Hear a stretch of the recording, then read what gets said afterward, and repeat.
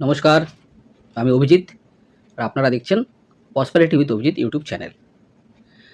একটা নিউজ যেটা আপনারা করতে পারেন ইউজ আপনাদের ইনভেস্টমেন্টের ক্ষেত্রে।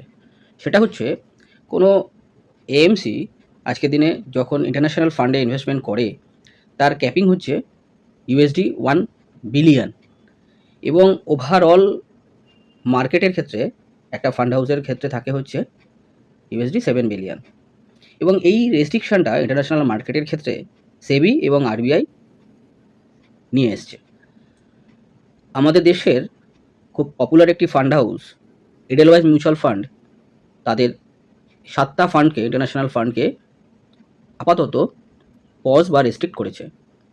এবং তার কারণ হচ্ছে এই 7টা ফান্ড ইন্টারন্যাশনাল ফান্ড তাদের সেবি এবং আরবিআই যে গাইডলাইন আছে সেখানে অলমোস্ট এই ইউএসডি 7 বিলিয়নের কাছাকাছি পৌঁছে গেছে।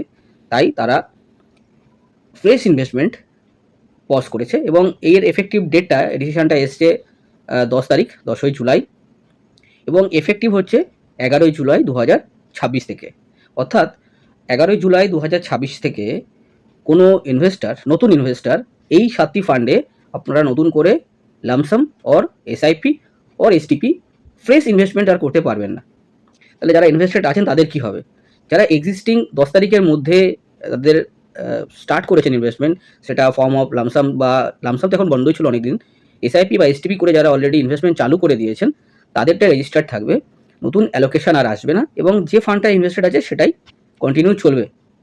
অর্থাৎ ফ্রেশ ইনভেস্টমেন্ট আসবে শুধুমাত্র তাদের থেকেই যারা অলরেডি ইনভেস্টেড এবং তাদের এসআইপি বা এসটিপি চলছে এবং সেটা 10 তারিখের আগে।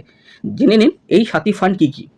ফার্স্ট হচ্ছে Edelweiss Asian equity fund, second Edelweiss greater China fund, যেটা চায়নাতে ইনভেস্টমেন্ট হয়, Edelweiss US technology fund, fourth হচ্ছে Edelweiss US value equity fund, fifth Edelweiss emerging equity opportunity fund, sixth হচ্ছে Edelweiss Europe dynamic equity fund এবং seventh হচ্ছে Edelweiss MSCI India domestic and world health care 45 index fund. Mutual fund investment is subject to market risk. Please read all documents carefully before investing.